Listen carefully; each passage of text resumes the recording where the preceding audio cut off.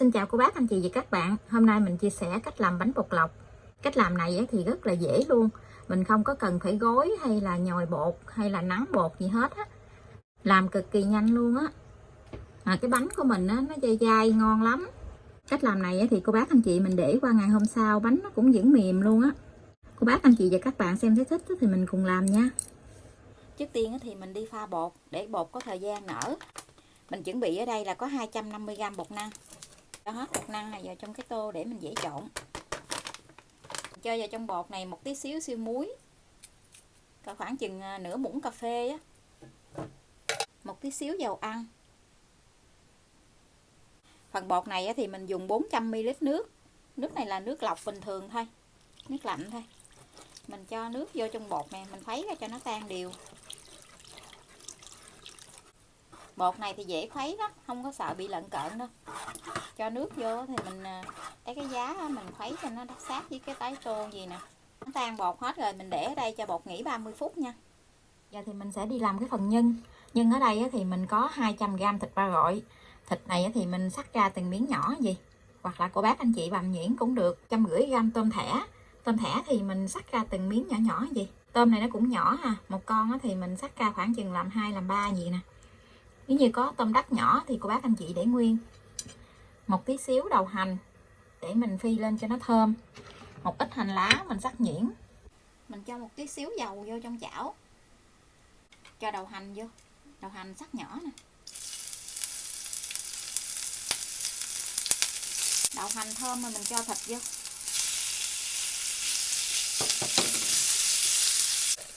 Thì mình nêm gia vị vào trong thịt này. Mình nêm 1 muỗng cà phê hạt nêm, 1 muỗng cà phê đường, một tí xíu siêu nước mắm. Mình cho tí nước mắm vô cho nó thơm. Chút xíu muối, một chút bột ngọt. Nếu như cô bác không ăn bột ngọt thì mình nêm hạt nêm thôi. Còn ở nhà mình ăn được bột ngọt cho nên là mình nêm tí xíu bột ngọt. Mình đậy nắp lại, mình để cho thịt này nó chín.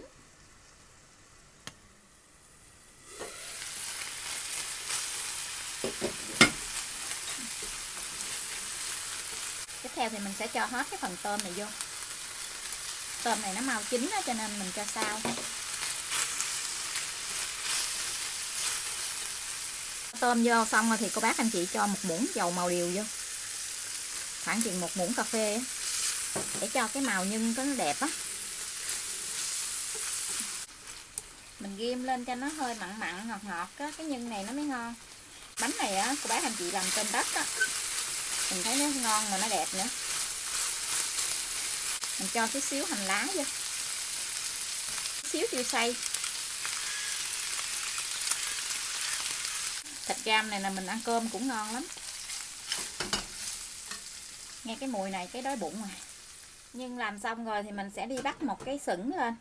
Cái nồi nước này mình nấu cho nó sôi lên để mình chuẩn bị đi tráng bánh. Mình sẽ đi làm nước mắm để ăn bánh. Nước mắm thì mình làm theo công thức này. Lúc nào thì mình cũng làm theo công thức này. Mình cho là 2 muỗng đường.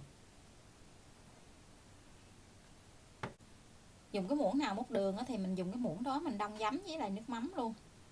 1 muỗng giấm.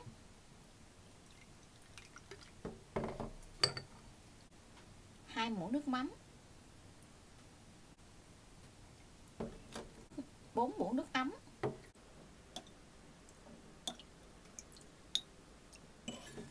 Mình khuấy ra cho nó tan đều.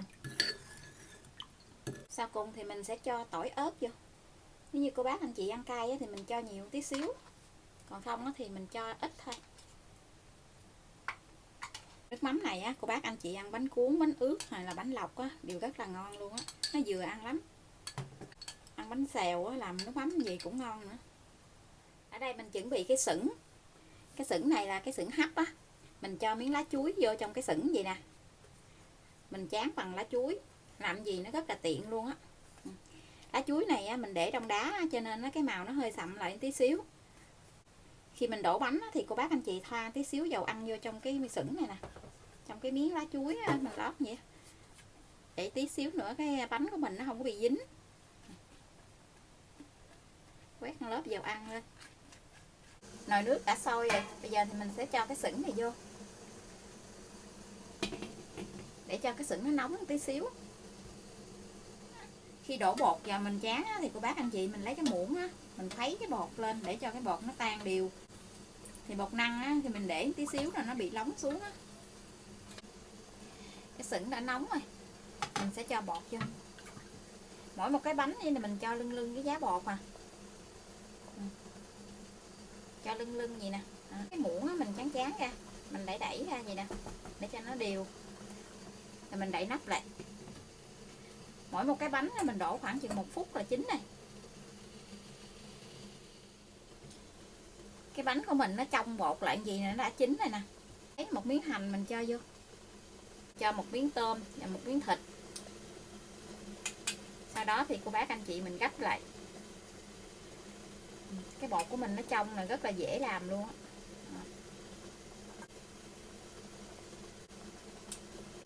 Lấy 2 cái muỗng mình gấp lại. Hấp dẫn quá chừng luôn. Cái bột nó trong nhìn đẹp lắm. Như vậy thì mình sẽ cho ra cái dĩa nha. Cái dĩa đựng bánh thì cô bác anh chị thoa tí xíu dầu ăn lên trên cái dĩa vậy nè. Dạ, cái bánh của mình nó bóng. Rồi thì mình sắp ra dĩa. Tiếp tục thì mình sẽ đổ cho hết cái phần bột này luôn.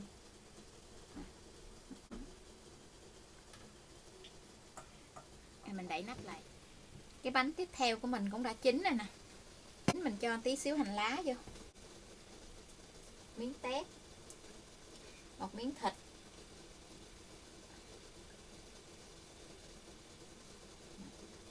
Cái muỗng á, mình gấp bột lại.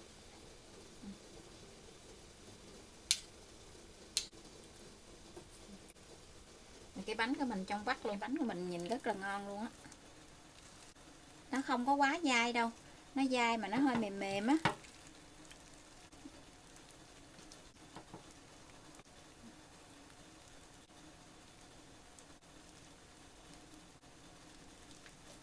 Ở đây là phần bánh bột lọc của mình đã làm xong.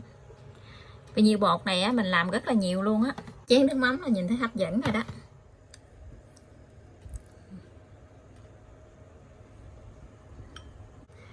Bánh này á, thì ăn với nước mắm vậy mới ngon nè. Để ngập nước mắm luôn. Ăn giống như là bánh cuốn, bánh ướt vậy đó. Nhìn cái bánh của mình nó trong nè. Cái bột nó hơi dai dai ngon lắm. Bây giờ thì mình xin chào tạm biệt. Hẹn cô bác anh chị và các bạn lại video tiếp theo. Cảm ơn cô bác anh chị và các bạn đã xem video của mình. Xin chào và hẹn gặp lại video kỳ tới. Cái bánh của mình làm ngậm qua nè. Tối rồi mình ăn có một tí xíu à. Để qua đêm mà cái bánh nó vẫn còn mềm nè. Ngon quá chừng luôn á. Mình cắt ra từ miếng nhỏ nhỏ. Này khỏi cần hâm lại luôn á. Cái bột nó vẫn mềm.